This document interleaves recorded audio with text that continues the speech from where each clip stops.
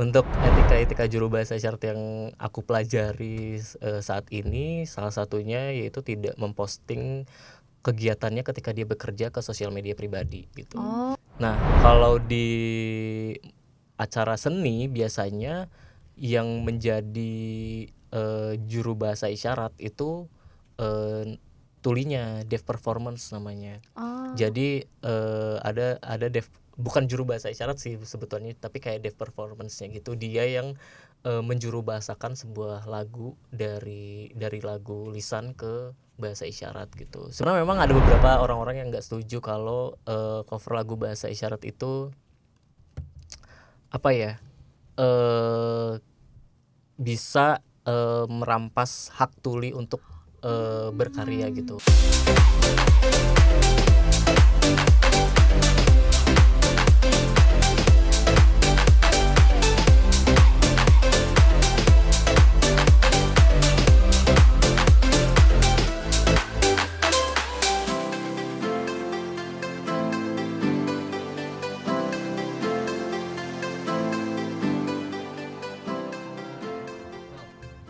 Hai, aku Tea. Aku Afrin, welcome to Titik Karir. Sudah sejauh mana perjalananmu? Tadi itu aku tuh kesini kan naik ojek online gitu ya. Nah itu biasanya ada beberapa kali juga kalau kita ketemu sama ojek pengemudi yang tuli, itu tuh biasanya mereka ngetik teks kan. Ya. Aku nggak bisa nih bahasa tuli, bisanya cuma terima kasih yang gini doang. Jadi ya paling gini doang gitu. Terus kalau kita beli minum gitu di salah satu kafe kan ada tuh yang mereka teman tuli juga. Aku nggak bisa bahasa isyarat, biasanya aku cuma bisa gini doang. Kok pernah kepikiran pengen belajar? Pengen banget, aku penasaran. Jadi kalau misalnya kakak penasaran gimana caranya belajar bahasa isyarat, kita langsung nanya aja ke juru bahasa isyarat Mas Abdul Aziz. Sampai ngegetok mic gue. Mas Aziz, terima kasih sudah datang ke Titik Karir. Apa kabar, Mas? Baik, kakak apa kabar? Sehat. Udah bisa dilihat gimana caranya kita berapi-api ini. Mas Aziz, kesibukannya apa nih kalau boleh tahu? Aku kesibukannya bekerja menjadi juru bahasa isyarat, juga nge-gym juga, terus nongkrong sama teman-teman ya. Iya sih, aku lihat konten dia nge-gym, pamer badan dia yang udah kotak-kotak gitu loh. Aduh malu. Congrats. Ayo berapa dong. tahun nge-gym? Itu bahasa Ini nanti ya. ngomongin nge-gym, kita nanya dulu profesinya. Mas, kalau sebagai juru bahasa isyarat itu sebenarnya bekerjanya tuh polanya seperti apa sih? Karena kita biasanya mungkin hanya lihat di televisi, di video-video atau pas datang ke acara gitu. Nah, itu biasanya gimana sih Mas profesi ya? Kalau juru bahasa isyarat sendiri, kita tahu dulu ya definisi juru bahasa isyarat itu apa. Juru bahasa isyarat itu seorang yang menjembatani komunikasi antara tuli dan dengar dari bahasa isyarat ke bahasa lisan gitu. Jadi memang sebagai tanda kutip kayak penerjemah gitu. Jadi tapi sebutannya adalah juru bahasa isyarat karena kita menjuru bahasakan secara langsung, secara live gitu, dari bahasa isyarat lisan terus lisan ke isyarat gitu. Nah, terus kenapa sih kamu tertarik nih, Mas? Kamu belajar dari tahun berapa, sorry? Aku belajar bahasa isyaratnya itu dari 2018. 2018. Nah, itu kenapa kamu tertarik, awalnya tertarik untuk belajar bahasa isyarat, lalu menjadikan bahasa isyarat ini sebagai sebuah profesi gitu? Itu kenapa awalnya? Jadi ini menarik. Wah, seru nih. Jadi popcorn sebenarnya kalian. ini kayak kecemplung gitu sih. Jadi awalnya itu aku kuliah aku kan perfilman dulu. Di boleh sebutin? Boleh. Di Bina Sarana Informatika. Aku ambil D3 perfilman gitu. Terus semester 4 itu aku ada tugas film dokumenter. Nah, narasumbernya itu tuli dan kita satu tim itu aku lupa ada 6 atau 8 orang dari teman-temanku itu. Nah, kita semua itu mau nggak mau harus belajar bahasa isyarat untuk bikin film dokumenter itu kan. Nah, tapi film dokumenternya itu nggak jadi dibuat. Jadi kayak, mungkin karena pertama masalah komunikasi juga ya. Terus akhirnya ya udah dari kami memutuskan untuk coba cari narasumber lain gitu. Tapi aku tetap berkomunikasi dengan si narasumber tuli yang sebelumnya gitu. Terus ya udah aku belajar bahasa isyarat, aku nongkrong sama mereka. Jadi dari semua teman-temanku itu cuman aku doang yang nongkrong sama mereka gitu, sama si teman tuli teman-teman ini. tuli ini gitu. Ya udah akhirnya karena seru banget ya udah sampai sekarang deh gitu. Nah akhirnya kamu kapan tuh mengetahui kalau ternyata mempelajari bahasa isyarat ini bisa dijadikan sebuah profesi loh, bisa jadi juru bahasa isyarat tuh kamu taunya mulai kapan tuh? Untuk itu aku pas tahun 2019 aku tuh diajak menjadi juru bahasa isyarat sama organisasi tuli yaitu Gerkatin. Di Indonesia ada namanya organisasi tuli yaitu Gerkatin. Nah karena pada saat itu memang juru bahasa isyarat tuh masih sedikit gitu ya, dan kebutuhannya tuh banyak gitu. Tuli kan di Indonesia setahu aku datanya itu ada jutaan orang, 2,5 juta apa lebih ya, mungkin bisa lebih gitu. Tapi juru bahasa isyarat pada saat itu di tahun 2018 2019 itu masih sedikit. Jadi memang kebutuhan juru bahasa isyarat tuh apa ya, lagi cari gitu orangnya. Pada saat itu aku diajak tapi aku kayak nggak mau dah gitu, maju mundur kayak ya, maju mundur, aduh maju takut mundur. nih gitu. Kayak belum mampu gitu kan. Tapi memang sebelumnya aku udah nongkrong, diajak main nongkrong gitu, ngobrol pakai bahasa isyarat, bisindo gitu. Terus dipaksa gitu kan, ya udah deh gitu. Pada saat itu memang ada satu agensi layanan juru bahasa isyarat namanya Pusat Layanan Juru Bahasa Isyarat atau PLJ, lagi memang buka lowongan untuk juru bahasa isyarat baru gitu. Terus ya udah persyaratannya harus bikin video berisyarat gitu, perkenalan kenapa mau jadi juru bahasa isyarat gitu. Ya udah take video berisyarat, kirim via email. Terus besoknya dipanggil untuk interview gitu.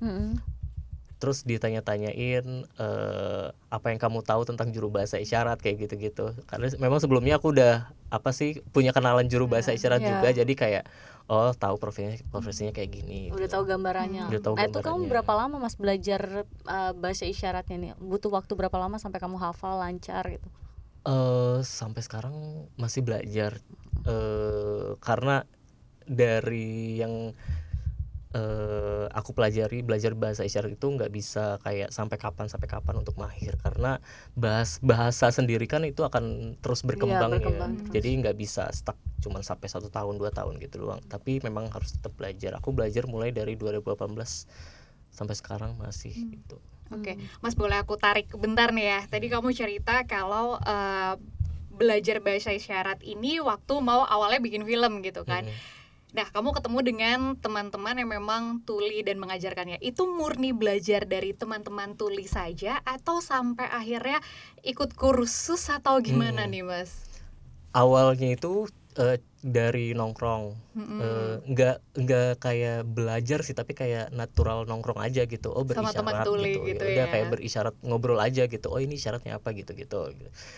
Terus pada saat itu ada kelas bahasa isyarat dari Pusbisindo namanya, Pusat Bahasa Isyarat Indonesia, yang di bawah organisasi tuli Gerkatin.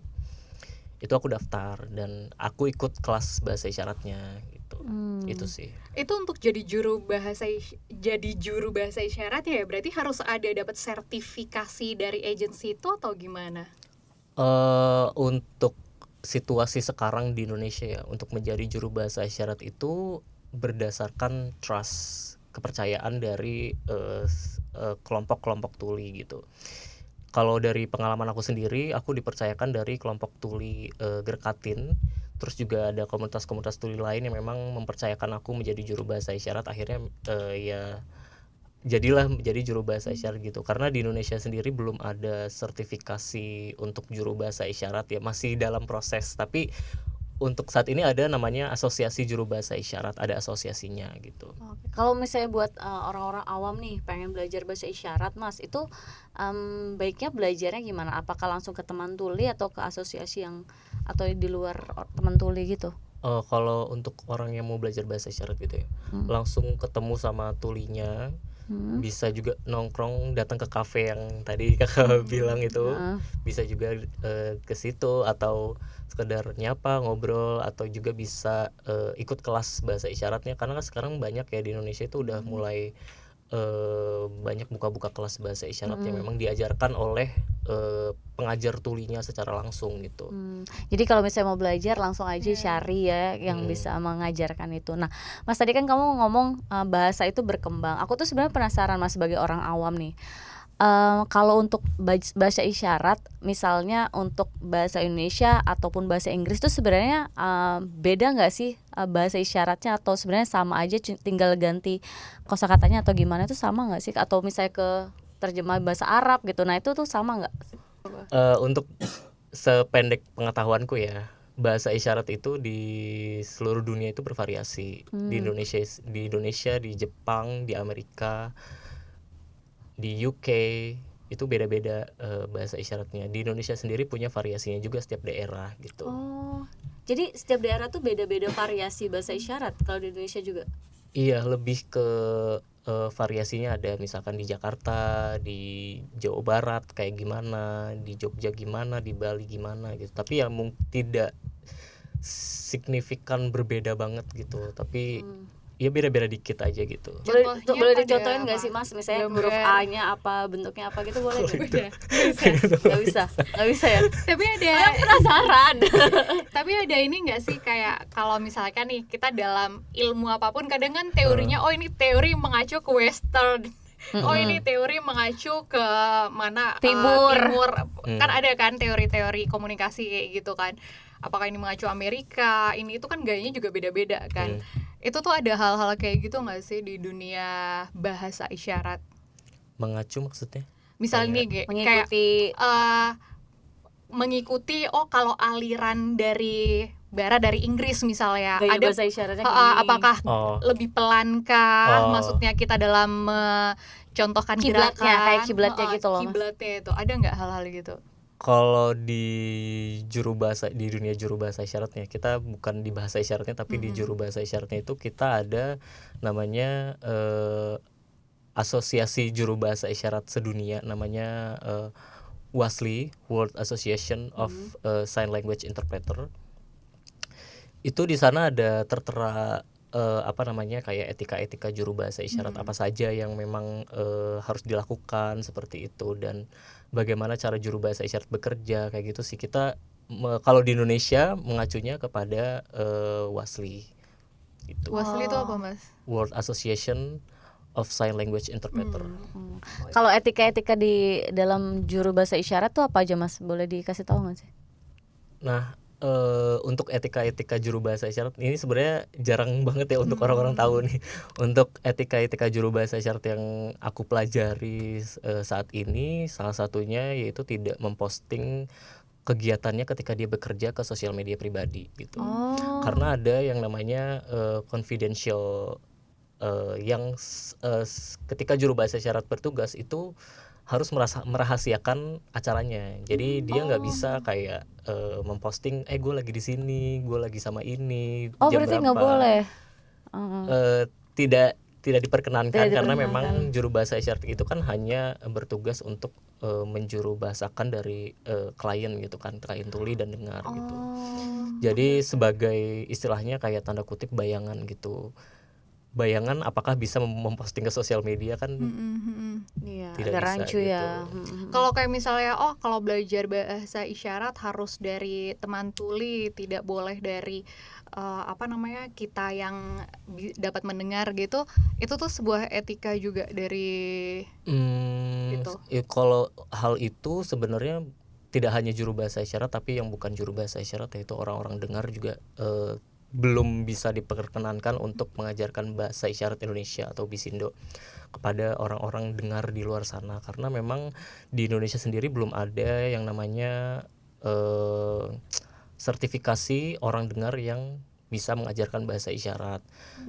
Sama halnya kalau di bahasa Inggris kan, kalau di Indonesia ada pengajar bahasa Inggris kan, walaupun orangnya orang Indonesia gitu, karena udah ada sertifikasinya, sudah ada sertifikat bahwa orang tersebut dipercayakan untuk mengajarkan bahasa Inggris gitu. Tapi kalau di Indonesia sendiri belum ada orang dengar yang bisa dipercayakan untuk mengajarkan bahasa isyarat karena belum ada sertifikasinya. Jadi kita sendiri orang-orang dengar di Indonesia itu respect kepada harus respect memang kepada tulinya untuk biarkan mereka yang mengajarkan juga memberikan wadah kepada mereka sih untuk memberikan kesempatan bahwa tuli itu bisa seperti itu. Wah, seru banget. Nah, Mas, ini kita penasaran nih ya, maksudnya sebagai orang awam, kamu kan berarti kamu sudah menjadi juru bahasa isyarat ketika tampil di umum atau di publik itu, misalnya di layar TV ataupun di konvers besar gitu, tuh sejak tahun berapa? Kalau mulai pas pertama kali jadi juru bahasa isyarat itu aku sering tandem berdua sama juru bahasa isyarat yang memang sudah lebih dulu terjun gitu, biasanya ke acara-acara kecil, ke acara-acara komunitas kecil gitu. Terus kadang juga aku datang ke stasiun TV dan melihat juru bahasa isyarat yang sedang bertugas gimana mereka sistemnya gimana kerjanya gitu. Awal-awal aku memang mempelajari dulu gitu, tapi seiring berjalannya waktu aku diberikan kesempatan untuk menerjemahkan di acara-acara yang mulai acara-acara publik terbuka seperti itu. Nah, itu apa sih Mas strugglingnya ketika kamu pertama kali nih muncul ke acara publik yang dilihat banyak orang gitu kan, kamu misalnya masih belajar gitu, dalam kondisi masih belajar, terus kamu sempet tekanan, deg-degan atau gimana Mas waktu pertama kali itu? Kayaknya semua juru bahasa isyarat pasti akan relate sih sama ini, karena pertama tentunya deg-degan sih. Itu benar, semua orang yang pertama kali mengalami sesuatu pasti deg-degan. Apalagi juru bahasa isyarat kan tugasnya di depan ya, kelihatan sama semua orang gitu, mau tuli atau orang dengar gitu, apalagi acara-acara umum ya, itu kan pasti diliatin orang itu apa sih yang gerak-gerak tangannya gitu, pasti kayak gitu kepo gitu, ya. kepo gitu. Cuman mentorku pernah bilang ya udahlah, kamu fokus aja ke pekerjaan kamu untuk menjuru bahasakan gitu, jangan sampai orang lain tuh bikin kamu jadi nggak pede, nggak pede tampil untuk di depan, karena memang aku sendiri orangnya agak pemalu dan Masa sih? agak introvert gitu. Jadi Aku juga introvert, kita sama. Aku enggak sih, aku sangat Aku ekstrovert. introvert. Please percaya aku introvert. Enggak sih, aku ekstrovert Terus banget. apa Mas, maksudnya kayak ada struggle-nya kan, kayak belajar gitu. Nah, sempet kayak misalnya berbuat kesalahan gak sih, kayak lah tadi dia, misalnya kamu lupa nih, misalnya dia ngomong apa, terus kamu sempat lupa, lah tadi dia ngomong apa, itu pernah nggak terjadi kayak gitu? Aku pernah terjadi kayak gitu, seringnya pas lagi menjuru bahasakan dari bahasa isyarat ke lisan. Kalau bahasa isyarat ke lisan itu berarti si tulinya yang berisyarat, aku yang melisankan untuk audiens orang-orang dengar gitu. Okay. Nah, biasanya memang ada struggle di mana ketika aku melihat isyarat tulinya itu nggak familiar, karena kadang tuh ada tuli dari Bogor datang ke acara ini gitu, ada yang dari luar kota gitu. Nah, isyaratnya tuh belum familiar di aku, jadi kadang memang perlu diulang, dieja apa gitu. Karena kata kamu bervariasi kan? Ya gitu, itu sih struggle-nya kayak gitu. Jadi kamu waktu itu kayak mengulangi lagi, kayak minta diulangi lagi gitu ke dia? Juru bahasa isyarat bisa meminta untuk klarifikasi apa yang tadi kamu katakan gitu. Mas, mungkin aku agak mundur ke pertanyaan sebelumnya. Jadi kalau kamu lagi ada acara nih ya, terus habis itu memandu bahasa isyaratnya, nah itu tuh biasanya seperti apa sih Mas?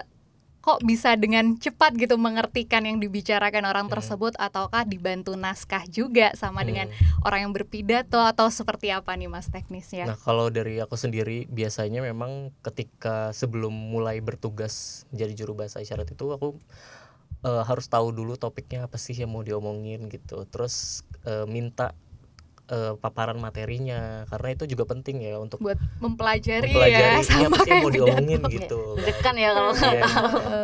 Agak gawat kalau tidak ada materinya gitu.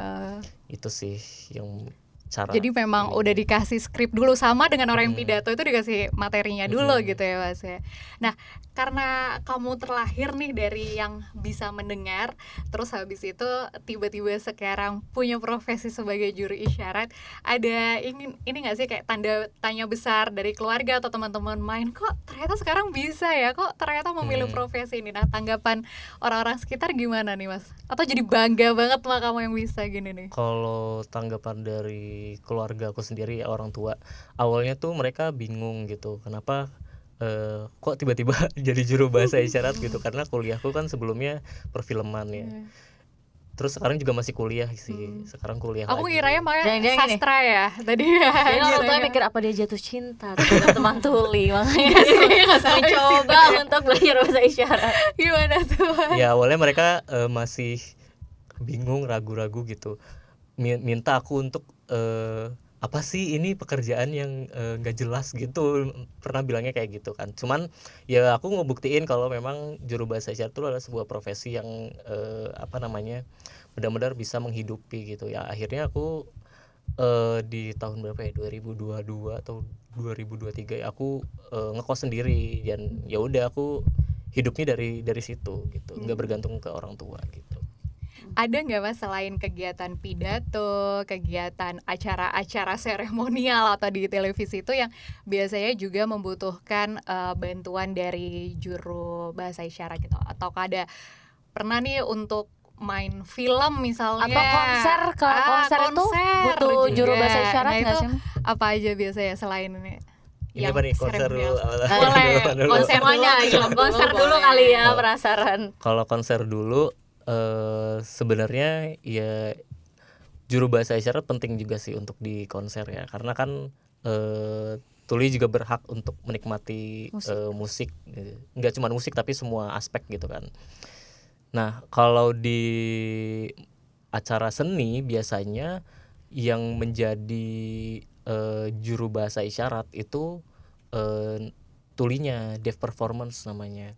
Jadi ada deaf, bukan juru bahasa isyarat sih sebetulnya, tapi kayak deaf performance-nya gitu. Dia yang menjuru bahasakan sebuah lagu dari lagu lisan ke bahasa isyarat gitu. Sebelumnya memang sudah ada latihan, ada apa namanya, penghafalan liriknya, mengubah liriknya yang bahasa Indonesia jadi sebuah bahasa isyarat Indonesia supaya bisa dinikmati oleh tulinya. Karena biar tulinya ini bisa menikmati musiknya, akan lebih disarankan deaf performer yang tampil, karena sesama tuli, karena isyaratnya jadi lebih alami dan mudah dipahami. Berarti gitu. kalau deaf performer ya mereka ada di atas panggung gitu ya untuk menerjemahkan gitu ya Mas ya.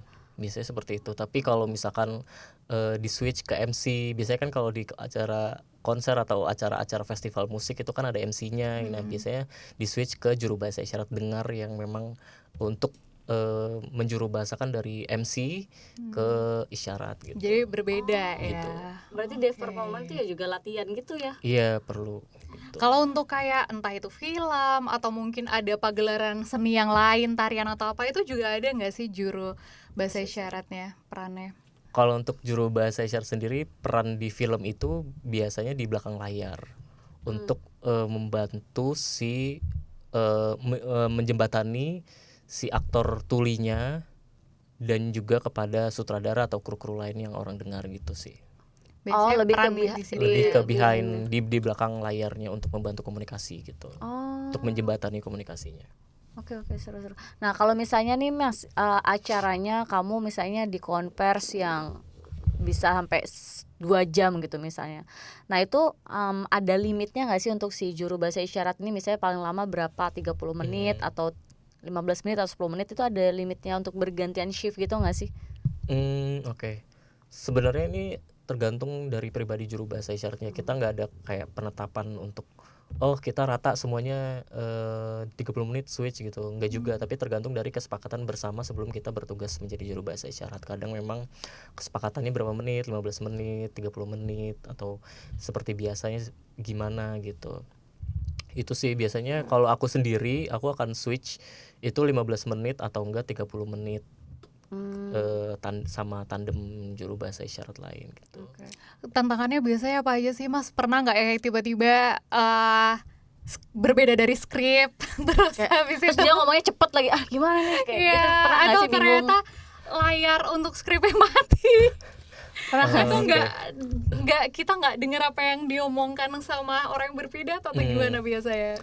Biasanya ini terjadi yang paling aku sering itu audionya nggak kedengeran. Nah Jadi Terus gimana nangis, nggak jadi ngerti. itu biasanya ada membaca mimik mulut.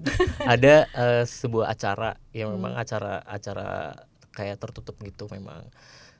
Acara terbuka tapi juru bahasa isyarat itu ada ruangan khusus untuk dia ditaruh kamera dan background biru gitu. Jadi semacam juru bahasa isyarat ada di situ tapi bukan di panggung tapi Iya. untuk di layar gitu. Nah, itu speakernya terbatas. Jadi speakernya tuh tidak mengarah ke juru bahasa isyarat tapi mengarah ke penonton. Walaupun ada speakernya tapi kan nggak kedengeran ya. Sedih. Gitu. Terus mau nggak mau kita kan berdua, jadi juru bahasa isyarat tandemnya ini bilang ke panitia untuk bagaimana caranya untuk bisa membetulkan audionya gitu. Nah memang sebelum bertugas kita tuh udah kayak persiapan kayak audionya udah nih, udah bener, cahayanya udah bener, backgroundnya udah bener, oke. Tapi memang kadang tuh nggak bisa kayak mulus gitu kan, kadang aduh mati ini tiba-tiba gitu. Nah itu perannya juru bahasa isyarat tandem untuk mencarikan solusi itu untuk Jadi kalau ada apa-apa ada rekannya yang membantu gitu ya ya. kayak gitu. Panik gak sih? Gitu Mas? sih. Panik gak saat itu? Jujur. Memang agak panik ya karena aduh audionya nggak kedengeran nih.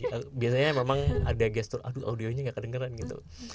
Oh iya langsung juru bahasa isyarat tandem tuh biasanya bilang ke tim tim kru yang ada kru di situ yang ya. yang memang khusus audio atau apa gitu, ini audionya nggak kedengeran baru dibenerin gitu. Itu sih kadang tuh kayak gitu Sering gangguannya audio ya? audio. Nah, aku lihat juga nih Mas di sosial media, kamu kan juga membagikan beberapa konten-konten untuk mengajarkan edukasi Bisindo gitu ya, bahasa isyarat. Kenapa sih Mas pada akhirnya yaudah deh aku banyak ngajarin orang juga deh lewat sosmedku gitu? Untuk dari profilku sendiri di sosmed itu sebenarnya bukan ke ngajarin Bisindo tapi ke ngajarin bagaimana caranya juru bahasa isyarat bekerja gitu. Karena aku sendiri aku melihat di Indonesia itu jarang banget ada kreator yang membagikan pengalamannya sebagai juru bahasa isyarat gitu. Iya, betul. Tapi sempat diserang netizen atau apa, ini kok gini nih kok gini gitu. Memang sebenarnya untuk edukasi juru bahasa isyarat itu jarang dapat hate comment. Yang dapat hate comment tuh justru di edukasi yang aku bikin konten tentang cover lagu bahasa isyarat. Terus sama itu sih. Kenapa dapat hate comment dari situ? Karena memang ada beberapa orang-orang yang nggak setuju kalau cover lagu bahasa isyarat itu bisa merampas hak tuli untuk berkarya gitu. Karena aku pernah belajar juga dari mentorku kalau memang banyak sekarang orang-orang dengar di sosial media itu bikin konten bahasa isyarat tapi yang tidak semestinya gitu, yang akhirnya itu memberikan dampak kepada orang-orang lain untuk ikut-ikutan isyarat yang tidak semestinya. Akhirnya yang isyarat asli yang tuli ini malah ketutupan sama isyarat yang Tadi itu yang tadi gitu. Tapi Mas kan juru bahasa isyarat tuh maksudnya bukan yang profesi yang mainstream gitu, enggak. Maksudnya banyak juga orang yang belum tahu. Sebenarnya stigma yang didapatkan oleh kalian para juru bahasa isyarat apa Mas? Ini misalnya tadi kan sempat dapat komen kayak apa sih nggak jelas pekerjaannya, profesinya. Nah, sejauh ini yang kamu dapatkan apa Mas, stigma dari masyarakat, dari lingkungan gitu soal profesi ini? Stigma dari masyarakat Apakah ini profesinya menjanjikan menurut mereka atau ya nggak jelas nih profesi gitu? Lebih ke gimana ya, masyarakat tuh masih tanda kutip kayak meremehkan juru bahasa isyarat karena dari kasus-kasus yang udah ada itu biasanya orang-orang tuh akan ketika ada acara juru bahasa isyarat itu akan memanggil juru bahasa isyarat yang bukan juru bahasa isyarat, yang orangnya itu hanya bisa bahasa isyarat aja gitu. Oh, bukan profesinya si juru bahasa isyarat. Iya, jadi kayak seakan-akan ngapain sih kita manggil juru bahasa isyarat kalau ada orang dengar yang bisa bahasa isyarat langsung aja dipanggil ke situ gitu. Jadi kayak semacam orang-orang tuh masih berpikir kayak gitu. Padahal juru bahasa isyarat itu bukan hanya sekedar bisa bahasa isyarat aja, tapi dia harus mengerti bagaimana mengetahui budaya tuli dan budaya dengar, juga tahu cara menjuru bahasakan dari bahasa isyarat ke bahasa lisan gitu. Lebih dapat banyak ilmunya gitu lah ya Mas ya. Lebih beneran ditangkap sama teman-teman yang tuli gitu ya. Betul. Sama halnya kayak penerjemah bahasa Inggris kan tentu tidak bisa asal-asalan gitu kan. Harus yang memang profesinya adalah penerjemah bahasa Inggris. Kita nggak bisa langsung manggil orang yang bisa bahasa Inggris untuk nerjemahin bahasa Inggris gitu. Tapi kamu pernah nggak sih kayak dapat head comment misalnya, tadi kok lo terjemahinnya kayak gini nggak bener tuh atau apa gitu, pernah nggak yang kayak gitu-gitu? Sejauh ini belum pernah, karena aku bikin konten itu tidak menjuru bahasakan. Jadi aku bikin konten itu berisyarat tapi bukan menjuru bahasakan gitu. Kayak tadi ya. Hanya menceritakan pengalaman pakai bahasa isyarat. Sama halnya kayak mencerita pengalaman pakai bahasa Indonesia kayak gini ngomong, tapi aku switchnya ke bahasa isyarat gitu. Bukan nerjemahin orang lain untuk berisyarat gitu. Mas, berarti kan selama ini kamu juga berteman dengan banyak-banyak orang tuli, kemudian juga ketika memberikan jadi juru bahasa isyarat di acara, kamu juga bertemu orang yang benar-benar tuli gitu. Apa sih Mas kendala mereka selama ini gitu? Adakah masih mereka ngerasa kurang dapat akses informasi mungkin untuk mereka sendiri, ataukah mungkin ada beberapa akses yang belum dalam bentuk apapun gitu belum mereka dapatkan gitu untuk teman-teman tuli di Indonesia? Oke. Kalau dari pengalamanku sendiri sebenarnya yang aku tahu ya, karena teman-temanku banyak juga yang tuli, mereka sering hambatannya tuh di transportasi gitu, misalkan di bandara. Itu kan bandara kan sistemnya, misalkan kita pindah gate tuh melalui suara gitu. Itu yang sangat sangat membingungkan dan ini fatal banget kalau misalkan dia ketinggalan pesawat gitu. Ada sih sebenarnya temanku yang juga pengalaman kayak gini. Terus juga aku pernah pengalaman aku pakai pakai headphone gitu. Terus nama aku dipanggil tapi aku nggak dengar itu gitu. Jadi itulah kayak butuh sekali namanya akses visual yang dimana kalau pindah gate misalkan diinformasiin ini pindah gate ke sini gitu, supaya dengan by visual berarti butuh akses visualnya kan. Sebenarnya bukan hanya untuk tulis saja tapi untuk orang dengar yang memang lagi pakai headphone atau lagi nelpon tapi dia nggak fokus sama suara yang dipanggil gitu. Ini tiba-tiba kok pindah gate padahal tadi gue lagi nelpon nih gitu. Kayak gitu sih. Itu sangat merugikan teman-teman tuli ya. Nah, tapi kalau kata teman-teman tuli nih Mas, sekarang kan kita lihat di TV lah, di acara-acara itu semuanya kayaknya dari kementerian lembaga pun kayak mewajibkan memang ada juru bahasa isyarat. Nah, dari teman tuli sendiri pernah nggak sih cerita kayak merasa terbantu sekarang dengan adanya banyaknya juru bahasa isyarat dibandingkan dengan dulu yang mungkin kita lihat konvers kan nggak ada yang pakai juru bahasa isyarat gitu Mas. Nah, itu ada nggak sih cerita-cerita dari teman tuli yang ngerasa terbantu dengan adanya juru bahasa isyarat gitu? Kalau dari sisi aku pribadi ya, kalau sebagai juru bahasa isyarat dari aku sendiri memang untuk saat ini di Indonesia udah mulai banyak orang-orang yang mulai peka gitu terhadap akses juru bahasa isyarat, tapi memang masih sedikit, nggak sebanyak itu gitu kan. Masyarakat tuli kan banyak banget ya, 2,5 juta dan itu mungkin bisa lebih gitu.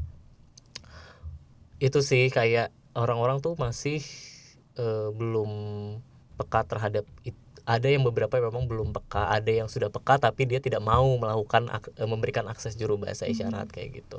Kalau di daerah-daerah gimana ya Mas? Maksudnya selama ini kan ya saya tinggal di kota besar Jakarta Iya. ini, pasti kalau kita ada acara memang di situ pinggir panggung gitu ya, itu ada juru bahasa isyarat.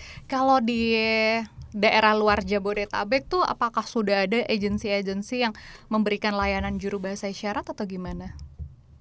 Kalau di Jakarta sendiri kan sudah banyak gitu ya. Iya. Tapi kalau di luar daerah aku kurang tahu ya kalau itu. Tapi memang kalau aku dari agensiku sendiri itu ada di Jakarta dan di Jogja gitu. Tapi kalau untuk daerah lain aku kurang tahu sih untuk itu. Sempat diterbangkan juga mungkin teman-teman dari satu agensi ini untuk acara di luar-luar Jakarta Kalau gitu. dari aku sendiri pernah di area Jabodetabek sih, masih di Bogor kayak gitu. Terus kadang ke Banten, ke daerah Serang gitu. Kalau kamu pernah translate juru bahasa isyaratnya, translate-nya ke bahasa asing gak sih Mas selain bahasa Indonesia? Bahasa kemarin baru banget kayak apa namanya menjuru bahasakan dari bahasa isyarat Indonesia ke bahasa Inggris. Aku sendiri saat ini masih kuliah sastra Inggris jurusan penerjemah bahasa Inggris gitu. Jadi masih belajar gitu. Sebenarnya aku kayak coba-coba gitu. Tapi memang agak sulit karena ketika menjuru bahasakan dari bahasa isyarat Indonesia ke bahasa Inggris secara langsung, begitupun sebaliknya, itu otak akan bekerja dua kali gitu kan. Karena Ini translate bahasa Inggrisnya, ini translate bahasa Iya. isyaratnya. ketika biasanya kan memang aku langsung ke bahasa Indonesia gitu kan, tapi ini harus diubah lagi ke bahasa Inggris. Kadang bahasa Inggris ini punya budaya apa sih, kalimat budayanya sendiri beda dengan bahasa isyarat Indonesia gitu. Iya sih, itu akan Itu bikin kerjanya double sih. double. Kita aja kalau kadang ngomong bahasa Inggris masih ini ya, masih gimana? berpikir keras masih. Nah, Oke. Mas kalau buat teman-teman nih yang pengen mencoba untuk jadi Untuk belajar bahasa isyarat. juru bicara gimana sih? Juru bahasa. Juru bahasa isyarat. Nah, menurut kamu nih Mas yang sudah berkecimpung di profesi ini menurut kamu menjadi profesi yang menjanjikan nggak sih ke depannya? Menurutku bisa jadi profesi yang menjanjikan, ya. Karena memang kebutuhan juru bahasa isyarat ini akan terus dibutuhkan gitu selama tulinya ada gitu kan. Itu sih, Jadi ya sampai kapanpun bakalan ada, bakalan ada juru bahasa isyarat. nggak akan mati gitu ya. Terus kamu ke depannya masih mau apa Mas? Misalnya ada rencana yang mau kamu lakuin. Misalnya kamu mau go internasional gitu, jadi juru bahasa isyarat di Amin. Amerika, di Inggris kan bisa Amin. juga. Itu ada nggak rencana ke situ? Untuk saat ini masih rencana jangka panjangnya masih di Indonesia dulu deh gitu. Tapi memang aku kan masih karena jurusan juru bahasa isyarat Indonesia di Indonesia ini belum ada. Jadi aku memutuskan untuk kuliah lagi S1 jurusan sastra Inggris, penerjemah bahasa Inggris. Jurusan sastra Inggris, minat penerjemah bahasa Inggris, untuk tahu teknik secara langsung, belajar cara menerjemahkan tuh gimana gitu. Karena memang dari mentorku sih mengatakan kalau tekniknya tuh sebenarnya sama aja gitu. Cuman memang dari bahasa isyarat itu karena beda bahasa aja. Yang ini bahasa isyarat, ini bahasa Inggris gitu. Iya sih. Sekalian Semoga juga aku lancar bisa ya. belajar bahasa Inggris juga. Oh iya, Iya. bener juga Kamu ya. tertarik untuk belajar bahasa isyarat? Mungkin nggak setahun ini karena ada bahasa lain yang sedang aku pelajari. Tapi mungkin one kita day one day aku kan? pengen sih, karena sebenarnya banyak juga ternyata di sekitar kita yang kita temuin tuh adalah teman tuli gitu kan. Kayak tetanggaku pun juga ada yang tuli gitu. Dan kadang kan. aku juga dapat ojol Gitu. yang Iya, juga. beberapa kali ojol, terus habis itu ya di kafe itu kan biasanya mereka pakai ya kayak pin gitu bahwa mereka Cuman teman kadang tuli kalau itu sih. dapat pengemudi ojol yang tuli itu suka bingung komunikasinya kan dia bilang by text. Tapi kalau misalnya kita bilang kayak mau ngomong kayak Pak di depan ini kan jadi kayak bingung gitu Mas, kayak ya itulah suka aku bingung. nepuk-nepuk sih biasanya gitu gitu. gitu Gestur gitu. gitu Karena ya. dia udah Gestur. bilang kan kalau itu sih. Oke deh, terima kasih. Ada lagi Kak Afrin yang mau ditanyakan? Udah sih informasinya. Ini seru udah, sih, maksudnya semoga- kayak ini ilmu baru ya buat kita ya buat soal kita, karena profesi ini. profesi ini jarang banget gitu. Benar-benar. Terima kasih Mas Aji sudah berbagi bersama Titik Karir. Semoga semakin sukses belajarnya. bisa go internasional. Amin. Terima kasih teman-teman yang sudah menonton. Jangan lupa like, comment, dan subscribe. Bye bye. Thank you.